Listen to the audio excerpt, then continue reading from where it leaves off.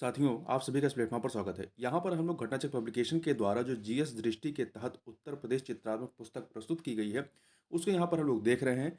और आज की वीडियो में हम लोग उत्तर प्रदेश के संबंध में पशुपालन, दुग्ध विकास, जनजातियाँ, परिवहन, संचार और कृषि से संबंधित महत्वपूर्ण फैक्टों को चित्रों के माध्यम से देखेंगे। चलिए प्रारंभ करते हैं। सबसे पहले बात करते हैं उत्तर प्रदेश में पशुपालन एवं दुग्ध विकास की। तो देखिए, उत्तर प्रदेश तत्कालीन संयुक्त प्रांत में पशुपालन विभाग की पृथक रूप से स्थापना वर्ष 1944 में की गई थी।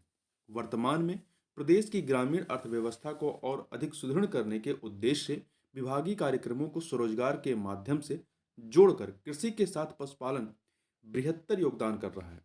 मतलब बड़े स्तर पर योगदान कर रहा है, जिसका प्रदेश की अर्थव्यवस्था में जो योगदान है वो 6.3% है। 6.3% है। यदि हम बात करें तो ये जो परसेंटेज है वो 2021-22 के जो एग्रीगेट एक्सपेंडिचर है उसमें, मतलब जो ग्रॉस स्टेट वैल्यू एडेड है उस पे चालू कीमतों पर ये 6.3% है। अब यदि बात करते हैं उत्तर प्रदेश में पशुधन विकास के 4 प्रमुख आयाम कौन से हैं, तो देखिए, उन्नत पशु प्रजनन, पशु पोषण, पशु प्रबंधन और पशु स्वास्थ्य है। हम यहाँ कुछ आंकड़ों की बात कर लेते हैं।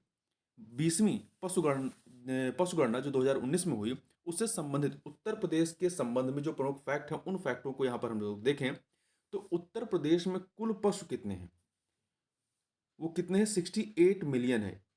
इसका मतलब उत्तर प्रदेश का देश में इस मामले में पहला स्थान है कुल पशुओं के मामले में। उत्तर प्रदेश में कुल गोवंशीय पशु कितने हैं, 19 मिलियन है। इस क्षेत्र में उत्तर प्रदेश का देश में दूसरा स्थान है। जबकि उत्तर प्रदेश में कुल महिषवंशीय बफेलो पशु कितने हैं, 33 मिलियन है। इस सेक्टर में या इस क्षेत्र में जो है देश में प्रथम स्थान है उत्तर प्रदेश का। उत्तर प्रदेश में बकरियां कितनी हैं, 14.5 मिलियन। राजस्थान एवं पश्चिम बंगाल के बाद देश में तीसरे स्थान पर आता है। उत्तर प्रदेश में भेड़ों की कुल संख्या 1 मिलियन है। उत्तर प्रदेश में शुकरों की संख्या 0.41 मिलियन है। अब यहाँ पे थोड़ा सा कुछ फैक्ट देख लेते हैं। जैसे देश में उत्तर प्रदेश का दुग्ध उत्पादन में पहला स्थान है। उत्तर प्रदेश में प्रति व्यक्ति दुग्ध उपलब्धता जो है अनुमानित कितनी है, 2019-20 के आंकड़ों के अनुसार 387 ग्राम प्रतिदिन है। उत्तर प्रदेश में सर्वप्रथम वर्ष 1907 में सहकारी दुग्ध समिति की स्थापना की गई थी। कहाँ पर, इलाहाबाद के कटरा में, जिसे अब इलाहाबाद को प्रयागराज के नाम से जानते हैं। उत्तर प्रदेश दुग्ध अधिनियम कब पारित हुआ, वर्ष 1976 1976 में पारित हुआ था। अब यदि हम बात करते हैं उत्तर प्रदेश में ऑपरेशन फ्लड के जो चरण है विभिन्न, तो ऑपरेशन फ्लड आपका दुग्ध उत्पादन से संबंधित रहा है। तो इसके कुल 3 चरण हुए हैं।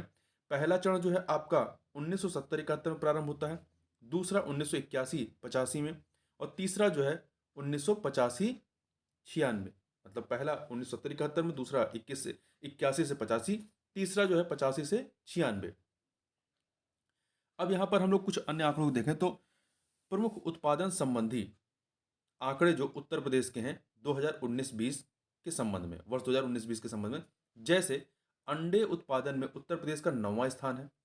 ऊन उत्पादन में उत्तर प्रदेश का देश में 8वां स्थान है, जबकि राजस्थान का प्रथम स्थान है, पहला स्थान है ऊन उत्पादन में। दुग्ध उत्पादन में उत्तर प्रदेश का पहला स्थान है। मांस उत्पादन में उत्तर प्रदेश का पहला स्थान है। दो देखिए, दुग्ध उत्पादन और मांस उत्पादन दोनों में पहले स्थान पर है। अंडे उत्पादन में जो है 9वें नंबर पे है। ऊन उत्पादन में 8वें पे है। पहले पे कौन है, राजस्थान है। आगे चलते हैं। अब हम लोग बात कर लेते हैं उत्तर प्रदेश की जनजातियों के संबंध में। देखिए, भारत की कुल अनुसूचित जनजातियों की जनसंख्या का 1.09% भाग जो है वो उत्तर प्रदेश में पाया जाता है। कितना है, 1.09% भाग। उत्तर प्रदेश की कुल जनसंख्या में अनुसूचित जनजाति का प्रतिशत 2011 की जनगणना के अनुसार कितना है, 0.6% है। तो उत्तर प्रदेश की कुल जनसंख्या में अनुसूचित जनजाति का प्रतिशत जो देखेंगे 2011 की जनगणना के अनुसार 0.6% है।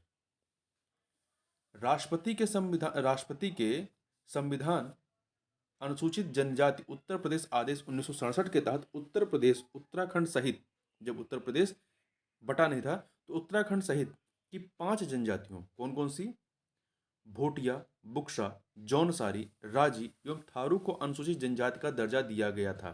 ठीक है, इनको अनुसूचित जनजाति का दर्जा दिया गया था। उत्तराखंड के पृथक होने के बाद 2003 के संशोधन आदेश द्वारा 10 अन्य जनजातियों को अनुसूचित जनजाति का दर्जा प्रदान किया गया। अब हम यहाँ बात करते हैं उत्तर प्रदेश प्रमुख जनजातियाँ या जनजाति समूह के बारे में कौन कौन सी हैं। तो देखिए, राजी, थारू, बुक्सा, गोंड समूह, खरवार, बैगा और जौनसारी। अब एक एक करके देखते हैं। अब जौनसारी जनजाति के बारे में देखें उत्तर प्रदेश में, तो इनका जो प्रमुख उत्सव है वो कौन सा है? भिक्षु, पांचोई और दियाई। इनके प्रमुख नृत्य कौन से हैं? राशो, घुमशु, धी, धुंजा, सराई, अंडे कांडे, झेला, घोड़ो तथा जंगबाजी। प्रमुख क्षेत्र देखते हैं, मतलब बुक्सा या भोक्सा जनजात जो कि उत्तर प्रदेश की एक प्रमुख जनजाति है, इसके संबंध में जो प्रमुख तथ्य हैं, तो इनका प्रमुख क्षेत्र कौन सा है जहां ये रहते हैं? बिजनौर जिला। बुक्सा जनजाति का संबंध जो है पटवार राजपूत घराने से है। इनकी अर्थव्यवस्था का मुख्य आधार कृषि है और इनकी मुख्य आराध्य प्रमुख आराध्य चामुंडा देवी हैं। तख्त बुक्सा जनजाति के पंचायत का जो तख्त होता है, ये बुक्सा जनजाति के पंचायत का जो सर्वोच्च व्यक्ति होता है उसे तख्त कहते हैं। आगे देखते हैं, सोनभद्र में पाई जाने वाली प्रमुख जनजातियों की बात करें तो यहाँ कई सारी जनजातियां जैसे कि पहरिया, बैगा, पनखा, पनिका, अगरिया, पटारी, भुइया, भुइन्या, चेरो आदि। आगे चलते हैं, माहीगीर जनजाति समुदाय उत्तर प्रदेश में ओबीसी सूची में ये शामिल है। ठीक है, ये ओबीसी सूची में शामिल है। ये किन प्रमुख क्षेत्रों में पाए जाते हैं? तो बिजनौर जिला में ये पाए जाते हैं। बिजनौर में ही आपका बुक्सा या भोक्सा जनजाति पाई जाती है और माहीगिरी भी पाई जाती है। इनका प्रमुख धर्म क्या है? इस्लाम। तो कई बार पूछा जाता है कि वो कौन सी जनजाति है जो इस्लाम धर्म को मानती है, तो माहीगीर जनजाति है। अर्थव्यवस्था का जो मुख्य आधार इनका क्या है? वो है मछली पकड़ना। इनके संबंध में कुछ अन्य फैक्ट भी याद रखिएगा कि ज्ञातव्य है कि स्वतंत्रता पूर्व के अभिलेखों में इन्हें मुस्लिम जनजाति के रूप में अभिहित किया गया है तथा वर्तमान में यह भारत के किसी भी राज्य में जनजाति के रूप में अनुसूचित नहीं है। थारू जनजाति के बारे में बात करते हैं तो देखिए, ये कहाँ पे रहते हैं? इनका निवास स्थल कहाँ है? गोरखपुर के तराई क्षेत्र में। इनका वंश किरात वंश है। शारीरिक संरचना देखेंगे तो छोटा कद, पीला रंग और चौड़ी मुखाकृति होती है। मुख्य भोजन चावल है। भवन निर्माण लकड़ी के लट्ठों तथा नरकुलों से करते हैं। प्रथा संयुक्त परिवार प्रथा होती है। शोक पर्व, दिवाली को ये लोग शोक पर्व के रूप में मनाते हैं। ये कई बार परीक्षा में पूछा गया है। कौन सी वो जनजाति है जो दिवाली को शोक पर्व के रूप में मनाती है? तो थारू जनजाति है। या थारू जनजाति किस पर्व को शोक पर्व के रूप में मनाते हैं? तो दिवाली को। विवाह बदला विवाह का प्रचलन होता है। बदला विवाह का प्रचलन होता है इसमें। प्रमुख त्यौहार बजहर होता है। प्रमुख परियोजना थारू विकास परियोजना, ये 2 अक्टूबर 1980 को प्रारंभ होती है। खरवार जनजाति के बारे में बात करते हैं तो खरवार जनजाति मुख्यतः किस क्षेत्र में निवास करती हैं? तो सोनभद्र, देवरिया, बलिया, गाजीपुर एवं वाराणसी में खरवार जनजाति जो है। इनके प्रमुख नृत्य कौन से हैं? कर्मा नृत्य। उपजातियां कौन सी? सूरजवंशी, पतबंदी, दौलतबंदी, खेरी, राउत, मोगती, मोझाइली, गोजू और आर्मिया इत्यादि। मूल निवास इनका झारखंड का पलामू क्षेत्र है। और इनके प्रमुख देवता कौन से हैं? बथऊस, वन वनशंती, दुल्हा देव, घमसान, गोरैया। दुल्हा देव कई बार पूछा गया कि दुल्हा देव जो है किस जनजाति के देवता हैं? तो खरवार जनजाति के। कुछ महत्वपूर्ण फैक्टों को देखें यहाँ पर तो देखिए, जनसंख्या के आधार पर उत्तर प्रदेश की सर्वाधिक बड़ी जनजाति समूह का क्रम अवरोही क्रम में बड़े से छोटे की तरफ जाए। सबसे बड़ी जनजाति यहाँ पे कौन सी है? गोंड है। फिर उससे कम खरवार है और उससे कम थारू है। तो क्रम क्या है बड़े से छोटे के क्रम में? तो नंबर 1 पे गोंड है, दूसरे पे खरवार है, तीसरे पे थारू है। जनगणना 2011 के अनुसार थारू जनजाति के लोगों को शिक्षा प्रदान करने हेतु सरकार द्वारा महाविद्यालय की स्थापना की गई है। कहाँ पर? लखीमपुर खीरी में। उत्तर प्रदेश के लखीमपुर खीरी में उत्तर प्रदेश राज्य के अनुसूचित जाति विकास निगम द्वारा 2001-2002 में लागू की गई योजना थी। कौन सी? सैनिटरी मार्ट योजना। सैनिटरी मार्ट योजना, इसका उद्देश्य क्या था? सिर से मैला ढोने पर रोक के बाद बेरोजगार हुए लोगों को रोजगार प्रदान करना। ठीक है, ये अनुसूचित जाति के लिए था। ध्यान रखिएगा, अनुसूचित जनजाति के लिए नहीं है, ये अनुसूचित जाति के लिए था। आगे चलते हैं, हम लोग बात कर लेते हैं उत्तर प्रदेश परिवहन तथा संचार के संबंध में। देखिए, प्रदेश में या उत्तर प्रदेश में अवसंरचना विकास हेतु सड़क मार्गों तथा संचार सुविधाओं के विकास को प्रमुख प्राथमिकता दी जा रही है। उत्तर प्रदेश में परिवहन के प्रमुख साधन सड़क, रेल, वायु एवं जल है। उत्तर प्रदेश में सर्वप्रथम राष्ट्रीयकृत परिवहन 15 मई 1947 से प्रारंभ होता है। कब से प्रारंभ हुआ था राष्ट्रीयकृत परिवहन? 15 मई 1947, मतलब आज़ादी के पूर्व में ही। डाकघर यहाँ पे कितने हैं? 2020-21 के आंकड़ों के अनुसार 17,665। दूरदर्शन केंद्र कितने हैं? 3 हैं। आकाशवाणी केंद्र कितने हैं? 13 है। सर्वप्रथम हवाई डाक सेवा जो है वर्ष 1911 में इलाहाबाद से नैनी के मध्य में, इलाहाबाद से नैनी के मध्य में ये प्रारंभ किया गया था। उत्तर प्रदेश राज्य राजमार्ग प्राधिकरण की स्थापना वर्ष 2004 में की गई थी। देखिए, कुल सड़क मार्ग की लंबाई कितनी? 2020-21 के आंकड़ों के अनुसार 717,000 किलोमीटर। प्रदेश में राष्ट्रीय राजमार्ग की कुल लंबाई कितनी है? 31 दिसंबर 2021 तक का यह आंकड़ा है, तो ये है आपका 12,245 किलोमीटर। 12,245 किलोमीटर। राष्ट्रीय राजमार्गों की लंबाई की दृष्टि में देश में स्थान कौन सा है? दूसरा। पहले स्थान पर महाराष्ट्र है। प्रदेश से होकर गुजरने वाला सबसे लंबा राष्ट्रीय राजमार्ग कौन सा है? तो वो है NH-19, दिल्ली से कोलकाता। ध्यान रखिएगा, NH-19 है। उत्तर प्रदेश राज्य सड़क परिवहन निगम की स्थापना कब होती है? वर्ष 1972 में। वर्ष 1972, 1972 में हुई थी। यमुना एक्सप्रेसवे की बात करते हैं तो इसकी कुल लंबाई ग्रेटर नोएडा से लेकर आगरा तक कितनी है? 165.537 किलोमीटर। यमुना एक्सप्रेसवे, इसका पूर्व नाम क्या रहा है? इसका पूर्व नाम ताज एक्सप्रेसवे था। के अंतर्गत आने वाले जो जिले हैं कौन से हैं? गौतम बुद्ध नगर, अलीगढ़, मथुरा, हाथरस और आगरा। ठीक है, गौतम बुद्ध नगर वही ग्रेटर नोएडा है। गौतम बुद्ध नगर, अलीगढ़, मथुरा, हाथरस एवं आगरा, तो कुल 5 जिलों से गुजर रही है मुख्यतः। गंगा एक्सप्रेसवे की बात करते हैं, लंबाई से कितनी? 594 किलोमीटर। 594 किलोमीटर। लाभान्वित जिले, ये भी इसका निर्माण हो रहा है। इसके लाभान्वित जिले क्या होंगे? मेरठ, हापुड़, बुलंदशहर, अमरोहा, संभल, बदायूं, शाहजहांपुर, हरदोई, उन्नाव, रायबरेली, प्रतापगढ़ एवं प्रयागराज। कुल 9, मुख्यतः 9 जिले जो है लाभान्वित होंगे। इससे संबंध में कुछ विशेष फैक्ट याद रखिएगा कि उत्तर प्रदेश के पश्चिमी भाग अर्थात मेरठ को पूर्वी भाग प्रयागराज से जोड़ने हेतु प्रोजेक्ट की मंजूरी दी गई। तो ये उत्तर प्रदेश के पश्चिमी भाग को पूर्वी भाग से जोड़ने का कार्य करेगी। Agra Lucknow expressway 302 kilometre. यहाँ देखिए, सबसे लंबा जो एक्सप्रेसवे है वो गंगा एक्सप्रेसवे ही होगा। लाभान्वित जिले आगरा लखनऊ एक्सप्रेसवे के कौन से हैं? तो देखिए, इसमें आगरा, फिरोजाबाद, मैनपुरी, इटावा, औरैया, कन्नौज, कानपुर नगर, हरदोई, उन्नाव एवं लखनऊ है। तो आगरा से लखनऊ। पूर्वांचल एक्सप्रेसवे 341 किलोमीटर लगभग गाजीपुर से लखनऊ के मध्य विकसित किया गया है। लाभान्वित जिले लखनऊ, बाराबंकी, अमेठी, सुल्तानपुर, अयोध्या, अंबेडकर नगर, आजमगढ़, मऊ एवं गाजीपुर से होकर ये गुजरेगी। आगे बात करते हैं बुंदेलखंड एक्सप्रेसवे की बात कर लेते हैं। बुंदेलखंड एक्सप्रेसवे, इसकी लंबाई कितनी है? 296.07 किलोमीटर। चित्रकूट जिले के भरतकूप स्थित गोंडा गांव में झांसी प्रयागराज राष्ट्रीय राजमार्ग से प्रारंभ होता है। कहां से प्रारंभ होता है? चित्रकूट जिले के भरतकूप स्थित गोंडा गांव में झांसी प्रयागराज राष्ट्रीय राजमार्ग से प्रारंभ होता है। लाभान्वित जिले चित्रकूट, बांदा, महोबा, हमीरपुर, जालौन, औरैया होते हुए इटावा के कुर्रेल गांव के निकट आगरा लखनऊ एक्सप्रेसवे से जुड़ जाएगा। तो बुंदेलखंड एक्सप्रेसवे जो है आगरा लखनऊ एक्सप्रेसवे से जाकर के जुड़ेगा। और इसका शिलान्यास कब किया गया? बुंदेलखंड एक्सप्रेसवे का 29 फरवरी 2020 को प्रधानमंत्री नरेंद्र मोदी के द्वारा इसका शिलान्यास किया गया और अब इसका उद्घाटन भी हो चुका है। ठीक है, इसका उद्घाटन भी जो है वो हो चुका है।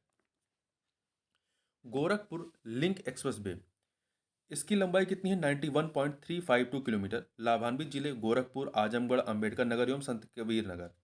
निर्माण लागत 5,876.67 करोड़ रुपए। ये आंकड़ा आपको याद रखने की जरूरत नहीं है।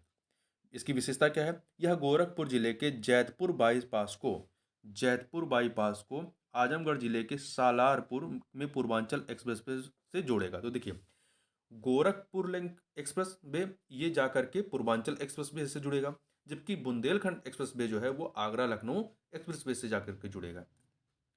आगे चलते हैं, अब उत्तर प्रदेश रेल परिवहन की बात कर लेते हैं। उत्तर प्रदेश में रेल परिवहन की बात कर लेते हैं। तो देखिए, प्रदेश में प्रथम रेलगाड़ी चलाई गई कब? ये चलाई गई थी 1859 में। 1859 ईस्वी में इलाहाबाद, जिसके प्रयागराज के नाम जानते हैं, इलाहाबाद से कानपुर के मध्य में चलाई गई थी। ठीक है, 1859 में। केंद्रीय रेल विद्युतीकरण संगठन कोर का मुख्यालय कहाँ? प्रयागराज में है। उत्तर प्रदेश में देश का सर्वाधिक लंबा रेल मार्ग लगभग 9,100 किलोमीटर है, जो पूरे भारतीय रेल नेटवर्क का 14% है।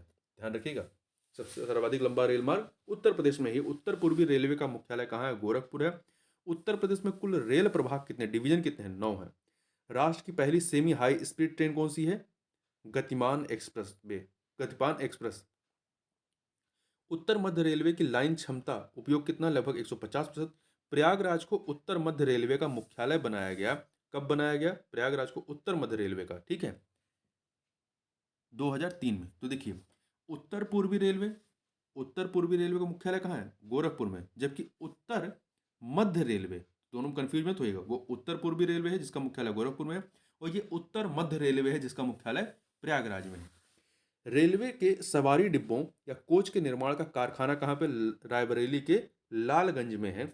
भारत का सर्वाधिक लंबा रेलवे यार्ड कहाँ स्थित है? तो ये मुगल सराय जंक्शन, जिसे अब पंडित दीनदयाल उपाध्याय जंक्शन के नाम से जानते हैं, मुगल सराय में। आगे बात करते हैं उत्तर प्रदेश जल परिवहन के बारे में बात कर लेते हैं। तो देखिए, देश का सबसे लंबा राष्ट्रीय जलमार्ग कौन सा है? राष्ट्रीय जलमार्ग संख्या 1 है।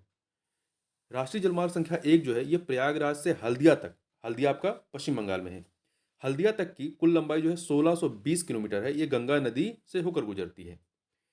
इसके अतिरिक्त उत्तर प्रदेश वायु परिवहन, अन्य इससे संबंधित प्रमुख तथ्यों को देखते हैं। वायु परिवहन से, तो पहले उत्तर प्रदेश वायु परिवहन के संबंध में कुछ यहाँ पे फैक्ट देख लेते हैं, फिर अन्य तथ्यों को देखते हैं।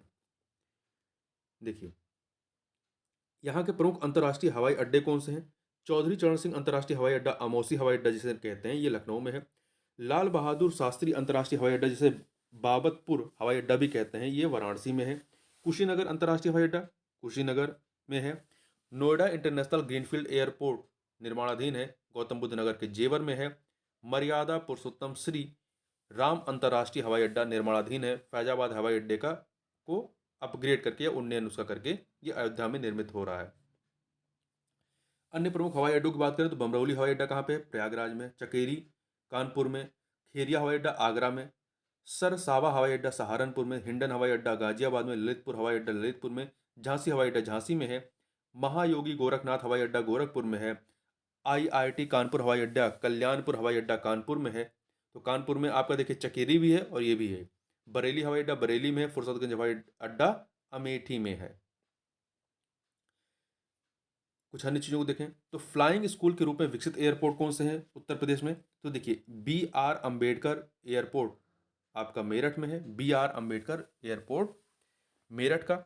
Saifai airport Aligarh airport. Indira Gandhi national aviation academy Amethi Fursatganj. तो ये 4 जो है इन्हें फ्लाइंग स्कूल के रूप में विकसित किया गया इन एयरपोर्ट को। अन्य प्रमुख तथ्यों को देखें तो देखिए, पैराट्रूपर्स ट्रेनिंग स्कूल कहाँ पे है? आगरा में है। नागरिक उड्डयन प्रशिक्षण केंद्र कहाँ है? प्रयागराज के बमरौली में।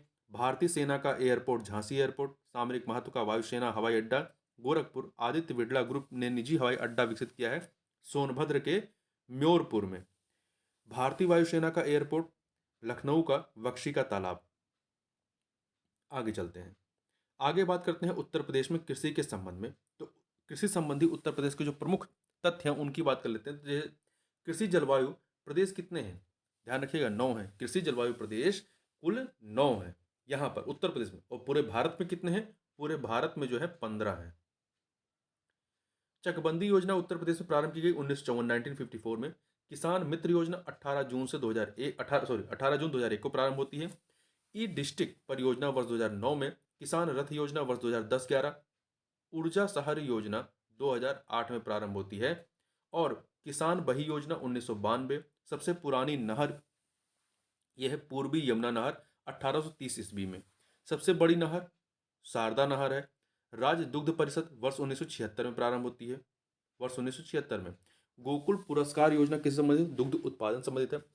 प्रति व्यक्ति दुग्ध उपलब्धता जो है उत्तर प्रदेश में कितनी है? 2019-20 के आंकड़ों के अनुसार 387 ग्राम, 387 ग्राम। प्रतिदिन। उत्तर प्रदेश में कृषि के निर्यात जोन कौन से हैं? 3 हैं, 3 निर्यात जोन हैं। देखिए, लखनऊ आम के लिए, सहारनपुर आम के लिए और आगरा आलू के लिए है। उत्तर प्रदेश में सिंचाई के क्षेत्रफल एवं साधनों का प्रतिशतवार वितरण देखते हैं। ये 2018-19 के आंकड़े हैं। तो देखिए, सर्वाधिक जो कह सकते हैं सिंचाई होती है वो नलकूप के माध्यम से होती है, जिसे पंपिंग सेट के रूप में जानते हैं। 74.6%, 74.6% नलकूप के माध्यम से। दूसरे नंबर पर नहर आता है 15.2%, कुओं के माध्यम से 8.8%, तीसरे स्थान पर है। और तालाब एवं झील आदि जो है 0.6%, इनके अतिरिक्त अन्य जो है 0.8%। तो 3 याद रखिएगा, नहर नंबर इस नलकूप नंबर 1 पे, नहर दूसरे पे है, कुआं तीसरे पे है। कुछ अन्य चीजों को देखते हैं। देखिए, उत्तर प्रदेश में सिंचाई 2018-19 के आंकड़े हैं ये। उससे संबंधित कुछ विशिष्ट तथ्यों को देखें तो कुल सृजन योग्य सिंचाई क्षमता 2018-19 के अनुसार 378 लाख हेक्टेयर है। 378 लाख हेक्टेयर है। सकल सिंचाई क्षमता का उपयोग 2018-19 के अनुसार 297 लाख हेक्टेयर है। शुद्ध सिंचित क्षेत्र का शुद्ध बोए गए क्षेत्र से प्रतिशत कितना 2018-19 के अनुसार 87% है। और सकल सिंचित क्षेत्रफल 216.8 लाख हेक्टेयर 2018-19 का आंकड़ा है। शुद्ध सिंचित क्षेत्रफल 143.9 लाख हेक्टेयर है, 2018-19 का आंकड़ा है। शुद्ध बोया गया क्षेत्रफल कितना है? 165.4 लाख हेक्टेयर 2018-19 का आंकड़ा है। कुछ अन्य चीजों को देखें, जैसे मक्के की सर्वाधिक उत्पादकता कहाँ पे है? हरदोई में। सर्वाधिक मक्का उत्पादक जिला कौन सा है? बहराइच है। और मक्के की फसल के अंतर्गत सर्वाधिक क्षेत्र कहाँ पे है? कन्नौज में। ठीक है, सर्वाधिक उत्पादक जिला कौन सा है? बहराइच है। सर्वाधिक क्षेत्र में जहाँ पे उगाया जाता है कन्नौज है। और मक्के की सर्वाधिक उत्पादकता प्रति हेक्टेयर की जो बात करेंगे वो हरदोई है। बात कर लेते हैं अरहर की। अरहर जो दाल होती है, तो सर्वाधिक उत्पादन आपका फतेहपुर में होता है। फतेहपुर में होता है। सर्वाधिक क्षेत्र इसके अंतर्गत कहाँ पे? बादा में। प्रति हेक्टेयर सर्वाधिक उत्पादकता कहाँ पे है? इटावा में। उत्पादन सर्वाधिक फतेहपुर में होता है, प्रति हेक्टेयर उत्पादकता इटावा में है और सर्वाधिक क्षेत्र बादा में। अब बात कर लेते हैं उत्तर प्रदेश में रबी की प्रमुख फसलों के संबंध में। कौन कौन सी उत्तर प्रदेश में रबी की फसलें हैं? तो रबी की फसल में आपका गेहूं मुख्यतः आता है, फिर जौ है, तंबाकू, सरसों, आलू, लाही, मटर, चना। क्योंकि कई बार पूछता है कि कौन सी फसल रबी की है, कौन सी खरीफ की है, तो ये आपको याद होना चाहिए, पता होना चाहिए। अब बात कर लेते हैं उत्तर प्रदेश में खरीफ की कुछ प्रमुख फसलों की। तो इसमें चावल या धान, बाजरा, ज्वार, गन्ना, कपास आता है। ठीक, आगे चलते हैं। उत्तर प्रदेश में जायद की प्रमुख फसलें कौन सी है? तंबाकू। तो तंबाकू आप देखिए, तंबाकू आपका यहाँ पर भी है, रबी में भी है और जायद में भी है। तंबाकू हो गया खरबूजा, काशी फल, ककड़ी हो गई, ककड़ी, तरबूज, प्याज इत्यादि। जौ के बारे में बात कर लेते हैं। जौ, तो देखिए जौ की प्रति हेक्टेयर सर्वाधिक उत्पादकता देखेंगे तो एटा में है। जौ उत्पादक जिला, सर्वाधिक जौ उत्पादक जिला कौन सा है? एटा है। तो दोनों मामले में, सर्वाधिक उत्पादन के मामले में भी और प्रति हेक्टेयर के मामले में भी एटा ही नंबर 1 पर है। जौ की फसल के अंदर सर्वाधिक क्षेत्र कहाँ पे है? वो झांसी में है। उत्तर प्रदेश में बाजरा के संबंध में बात करें तो सर्वाधिक उत्पादन आगरा में है। इसके अंतर्गत सर्वाधिक क्षेत्र कहाँ पे है? बदायूं। और सर्वाधिक उत्पादकता अर्थात प्रति हेक्टेयर जो है वो मैनपुरी में है। उत्तर प्रदेश में गेहूं के संबंध में बात करते हैं तो सर्वाधिक उत्पादन हरदोई में होता है। सर्वाधिक क्षेत्र भी हरदोई में है और सर्वाधिक उत्पादकता प्रति हेक्टेयर बागपत में है। अन्य चीजों की बात करें, उत्तर प्रदेश में चावल के संबंध में बात कर लेते हैं। तो देखिए सर्वाधिक उत्पादन शाहजहांपुर में, सर्वाधिक क्षेत्र कहाँ पे है? आजमगढ़ में चावल के तहत। सर्वाधिक उत्पादकता कहाँ पे है? महोबा में। ज्वार संबंधी प्रमुख तथ्यों की बात करें तो सर्वाधिक उत्पादकता आपकी सोनभद्र में है प्रति हेक्टेयर। सर्वाधिक उत्पादन आपका कहाँ पे है? बांदा में। और ज्वार की फसल के अंदर सर्वाधिक क्षेत्र भी कहाँ पे है? बांदा में। तो सर्वाधिक क्षेत्र और सर्वाधिक उत्पादन दोनों में ही बांदा नंबर 1 पर है।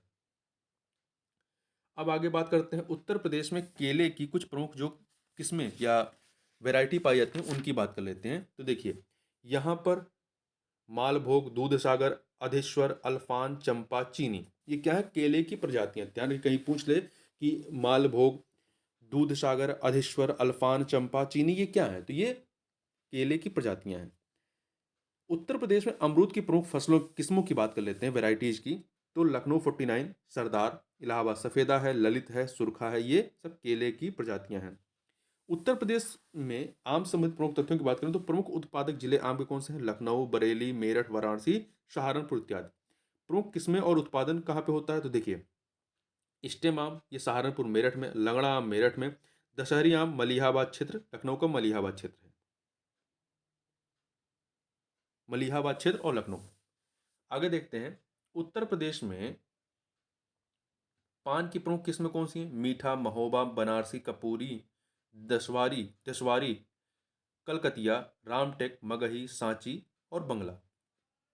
आगे चलते हैं, आगे बात कर लेते हैं उत्तर प्रदेश में फूलों की कृषि से संबंधित प्रमुख तथ्य कौन से हैं? प्रमुख जिले कौन से? देखिए यहाँ पे जहाँ पे फूलों की खेती की जाती है तो कन्नौज हो गया, वाराणसी, मिर्जापुर, जौनपुर, लखनऊ, प्रयागराज, इलाहाबाद। अन्य तथ्यों की बात कर लेते हैं। वर्ष 2020-21 में जो चौथा एग्रीगेट एस्टीमेट रहा है उसमें प्रमुख फसलों के उत्पादन में उत्तर प्रदेश की भारत में स्थित की बात है। ये 2020-21 का आंकड़ा है। तो देखिए, चावल के उत्पादन में जो है दूसरे स्थान पे, गेहूं के उत्पादन में पहले, कुल कुल खाद्यान्न में पहले पे है और गन्ना उत्पादन में भी पहले पे है। और परसेंटेज के फॉर्म में देखें तो चावल में यहाँ प्रतिशत के फॉर्म में नहीं दिया गया है, मिलियन टन में, तो ये आंकड़े आपको बहुत याद करने की जरूरत नहीं है। आगे चलते हैं, कुछ प्रमुख तथ्यों को देख लेते हैं। पान प्रयोग एवं प्रशिक्षण केंद्र कहाँ पर स्थित है? महोबा में है। उत्तर प्रदेश का प्रमुख आंवला उत्पादक जिला प्रतापगढ़ है। उत्तर प्रदेश के प्रमुख लीची उत्पादक जिले कौन से हैं? सहारनपुर और मेरठ। महत्वपूर्ण है, याद रखिएगा। उत्तर प्रदेश में अमरूद का उत्पादन मुख्यतः कहाँ पर होता है? प्रयागराज, कौशाम्बी आदि जिलों में। आलू निर्यात जोन कौन सा है? आगरा, उत्तर प्रदेश में। प्रदेश का एकमात्र अफीम फैक्ट्री कहाँ स्थित है? गाजीपुर में है। उत्तर प्रदेश में इत्र बनाया जाता है कन्नौज में। तो ये प्रमुख तथ्य थे यहाँ पर। तो इस वीडियो में बस इतना ही, मिलते हैं नेक्स्ट वीडियो में, तब तक के लिए बहुत बहुत धन्यवाद।